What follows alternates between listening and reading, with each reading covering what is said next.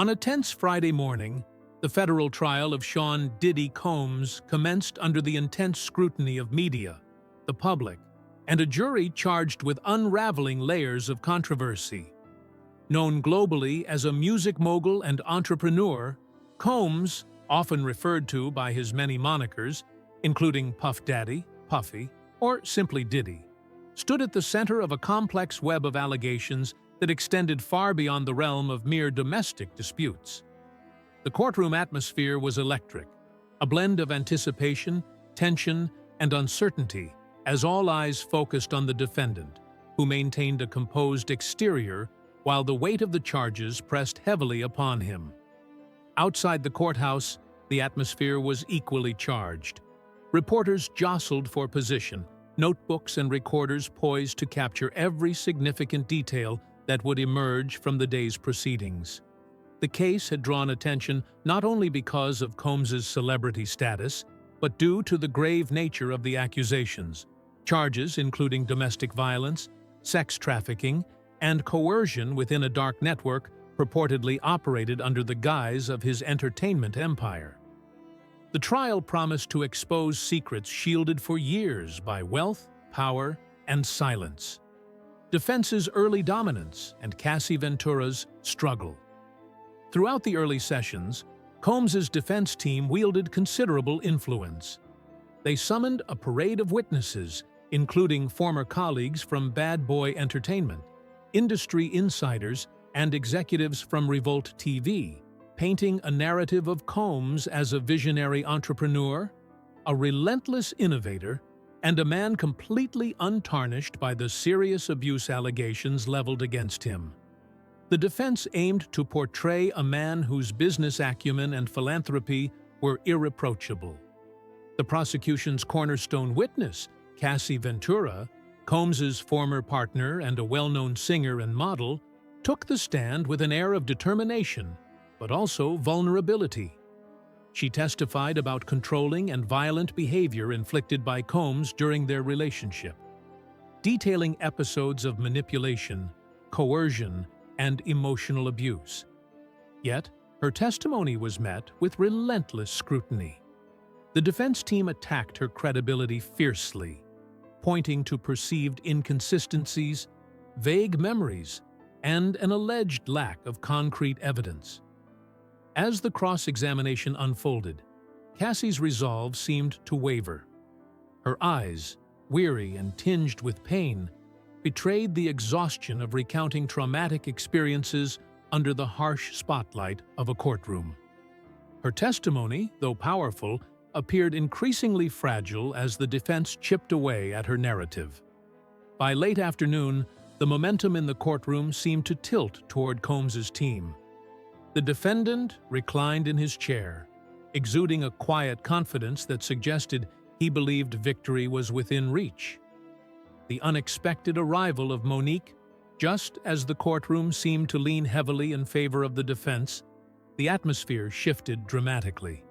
The side door swung open, and in walked Monique, an Oscar-winning actress whose career had long been shadowed by controversy and a reputation for fearlessness in speaking out against injustice.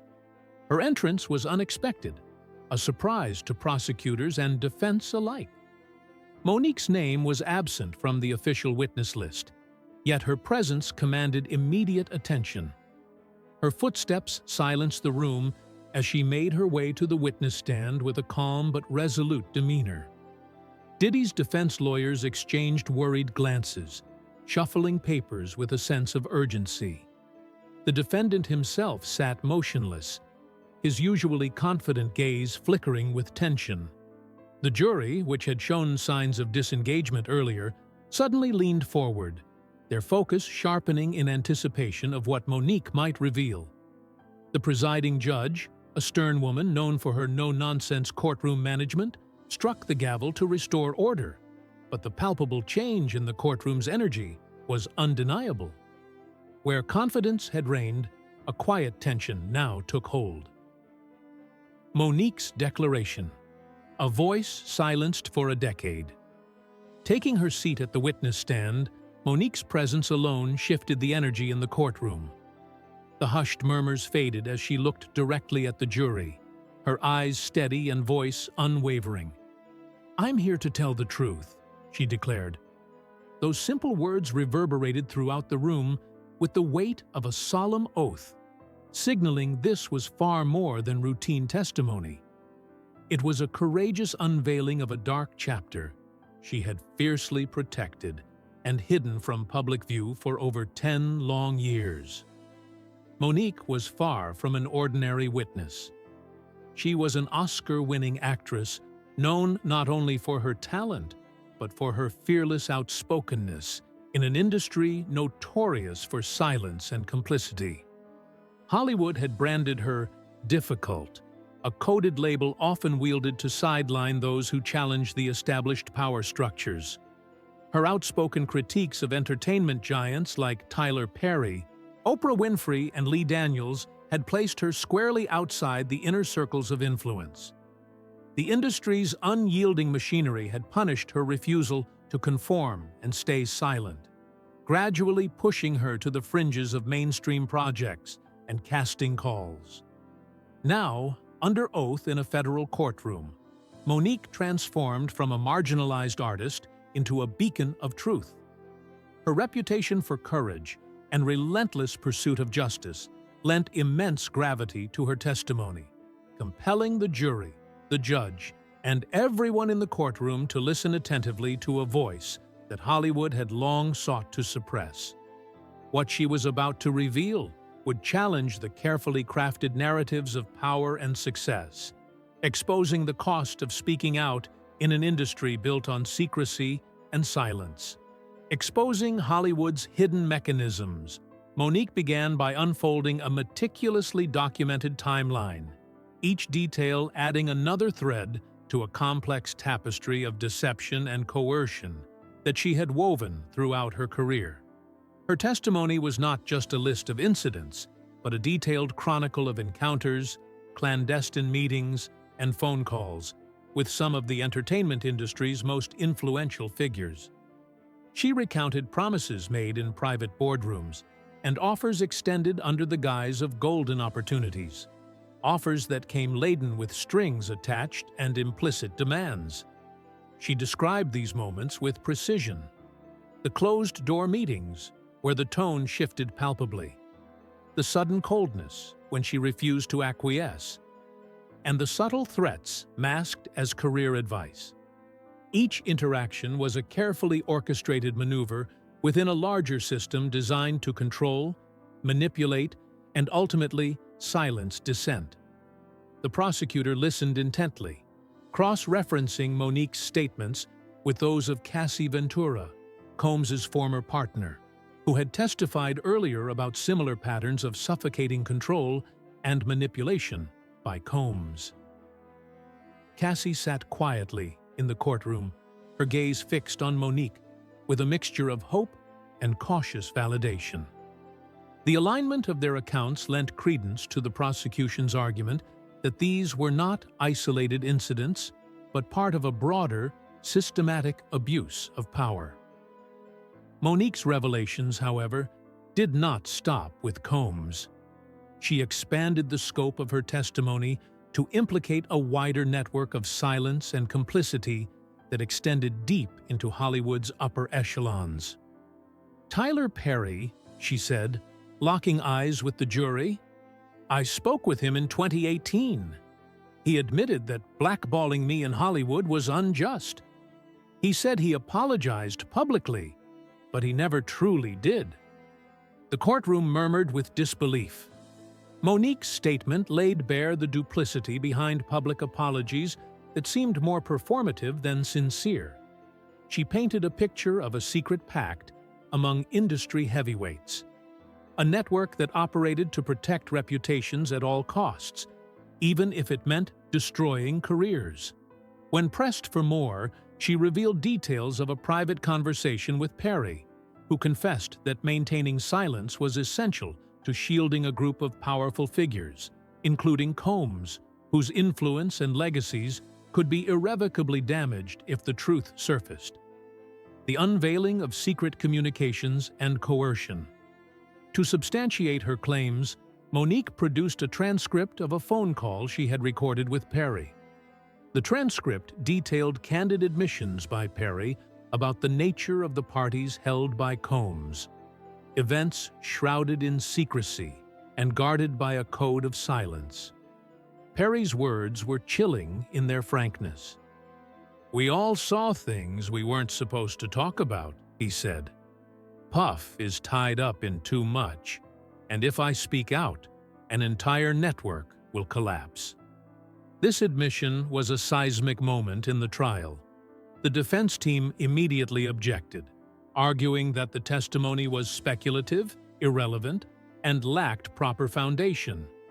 They claimed the transcript was taken out of context, a manipulative attempt to weave an unsubstantiated conspiracy. But the prosecutor pushed back firmly, emphasizing that Monique's testimony was not only relevant, but crucial to understanding the systemic nature of the abuse and cover-up. This was not merely about the alleged actions of one man, but about an entire culture sustained by NDAs, legal contracts, and powerful financial interests designed to maintain silence. These mechanisms had shielded Combs and others for years, allowing their alleged misconduct to continue unchecked. After a moment of deliberation, the judge ruled in favor of admitting Monique's testimony, acknowledging its significance in framing the broader context of the case.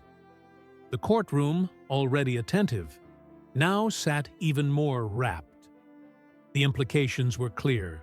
This was no isolated scandal, but a coordinated system of coercion and concealment deeply embedded in the entertainment world. A haunting recollection: the Hollywood Hills Party. Monique then recounted a personal and chilling experience from 2006, an exclusive party in a Hollywood Hills mansion that she had been invited to through a fellow actor. What was described as a golden networking opportunity quickly turned sinister.